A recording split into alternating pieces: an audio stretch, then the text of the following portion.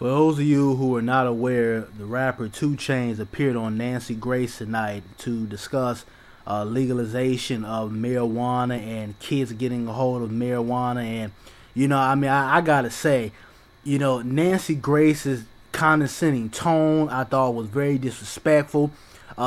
She really deflated the real issue. And to be quite frank and honest, Nancy Grace was a real bitch in this interview.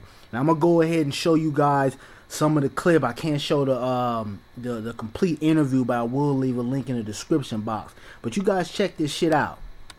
Titty Boy with us from my old stomping grounds, College Park, Georgia, now one of the most famous rap stars in the world. 2 Chainz, first of all, thank you for being with us.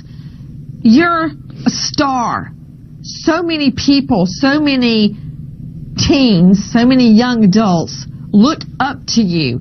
Can I ask you, when you hear about cases like this, why do you still support the legalization of marijuana? Because, I know your persona is different from your rap persona. I know, for instance, you graduated with a 4.0, that you got a scholarship. That's 2 Chainz' Happy Birthday Jam Records. Why do all the guys have on regular clothes and the women have on skin-tight leopard suits? I don't know the answer to that. But why do you advocate legalization of pot when you hear stories like what I'm talking about? Well, from the stories that I just heard you talk about, they had alcohol included, which we all know,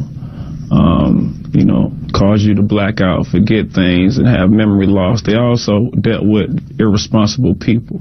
I don't think that you could put an umbrella on the whole community off these few incidents that you just named. Well, what community is that? The potheads? The smokers, the stoners community. I just feel like you can't use these particular stories to define everybody that has recreational use. I'm not defining everybody. Okay, so don't throw me in that pot and stew me. What I'm saying is legalizing pot ends up in stories like this. And you, with so many people looking up to you, advocate legalization of pot. And I don't get it. I mean, I've seen video of you smoking a big fat doobie. I mean, I've read your lyrics. I know what you say in your songs. But when you hear stories like the mom and the dad on the front porch, the baby dies in a fire, then my next story. Everybody, that's 2 Chainz' Twitter account. That's him smoking pot.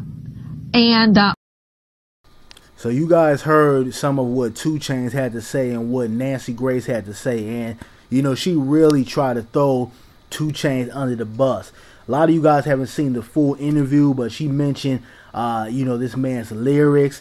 She mentioned, saying that, oh, you had a 4.0 in high school and you got a scholarship. And she wasn't saying that to big 2 Chainz up. What she was trying to do is try to throw him out there as if he's a fraud, as if he's trying to be something he's not. And, I run into a lot of these artists, and a lot of these guys are very intelligent, but a lot of times they think if you have a 4.0 or you're very intelligent, there's a certain persona that you have to carry with yourself. You have to, talk uppity or talk in a quote-unquote white tone. And these are the things that, are stigmas to black people when it comes to education. Everybody who is very intelligent or knows how to articulate themselves doesn't always have to wear a business suit or wear tight polo shorts or wear khakis all the time. You do you. That doesn't define how you are intellectually, but she really threw him under the bus.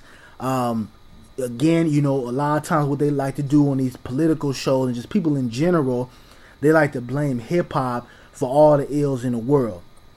This is a parental and government issue that she is trying to tackle. This is not something that you can relate back to the hip-hop community, which is why she originally had 2 Chainz on the show. Nobody's stupid. She figured she'd get 2 Chainz, figured he was one of these little ignorant Negro rappers out here that smoke weed, and she'll come on there and basically annihilate him.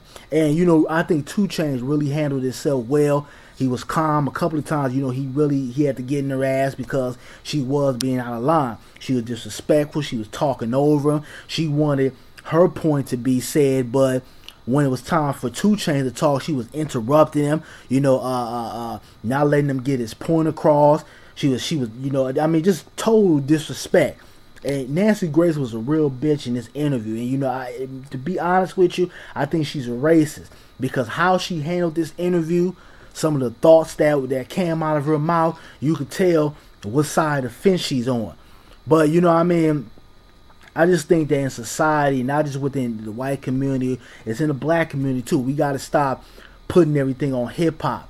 This is a parental and a government type of issue. If you have an issue with kids getting a hold of marijuana, or parents out here having their kids smoke weed or smoke marijuana, that's not rappers' fault. That's a government issue that is allowing easy access for people to get a hold of marijuana. That's a parental problem that you have. Parents who don't want to raise their children, but they want hip-hop to raise their kids or TV to raise their children. And I think it's been an excuse for the last, 15, 20 years blaming everything on hip-hop. And a lot of this boils down to that you got a whole bunch of black men who are out here making millions of dollars off of talking about the condition that they came out of, or a certain issue that they had to deal with as an adolescent. They're coming in, they're creating, Fortune 500 businesses. Cat straight out the hood, no college education. He's making millions of dollars, opening up businesses, bringing up his own people that he came up with into his business, and that scares the hell out of people because people know how powerful hip hop really is. Now, do I think some of these brothers could use a celebrity to benefit our community? Absolutely. But also, I don't think it's right that we throw everything on hip-hop and say, we have violence out here because of hip-hop, or, we have women disrespecting themselves out here because of hip-hop. That's bullshit. And if there's a marijuana issue with kids getting a hold of that in this country, we need to talk about our security laws. We need to talk about what the government is doing. We need to talk about some of these stores purposely selling this stuff to these kids so that they can make revenue. And that's something that people don't want to talk about. A lot of these guns and stuff that we see, in certain communities, these young kids getting a hold of these guns and drugs and stuff like that. We're not shipping that stuff over here. How do you think some of these kids are getting a hold of that stuff? It's these people within the community or outside the community that come into certain communities they feel like it's impressionable, or they feel like nobody really is paying attention to, and they go in there and they do illegal stuff. They sell marijuana, they sell drugs, they sell guns. So these are the real issues that people have to pay attention to. People got to stop blaming hip-hop for everything that goes on. But, that's my opinion on it. I will leave a link in the description box. But, Nancy Grace, you're a real bitch for even, talking to that man like that. And, something too, a lot of the rappers out here, don't go on a lot of these shows, because what they do, especially these cats that, lean to the right, or any of these political shows, what they do is they don't invite rappers on their show to, talk about issues that we have in a productive and a respectful way. What they do, they talk over you, they disrespect you, they try to group you up in this box. Bill O'Reilly did the same thing when he had Cameron on, when he had Lupe Fiasco on, when he had Dame Dash on, when he had Chuck D on, KRS-One. I can go on and on. They're very disrespectful. So I think that, first of all, we need to create our own media form. But also, we got to stop going on these shows. We don't owe these shows no explanation. They're going to keep trying to throw everything on the hip-hop community anyway, because they know the hip-hop is running the game right now. Everybody, white, black, blue, green, and purple, is looking at hip-hop for influence, checking out the new style, the new slang, what's hot, what to protest against.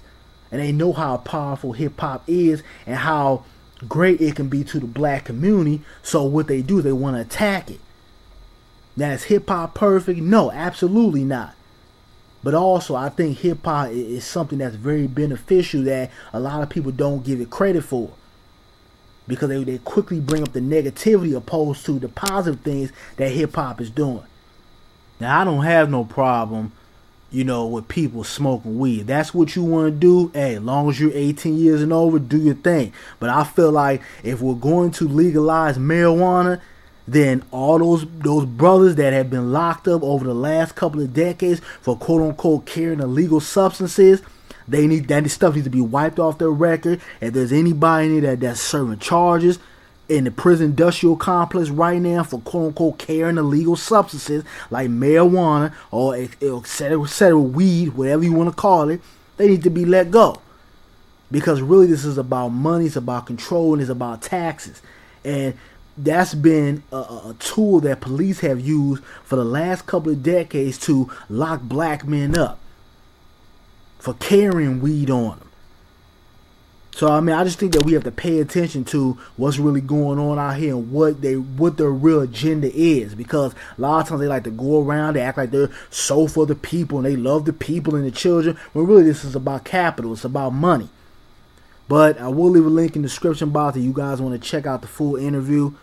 I'm out. Peace.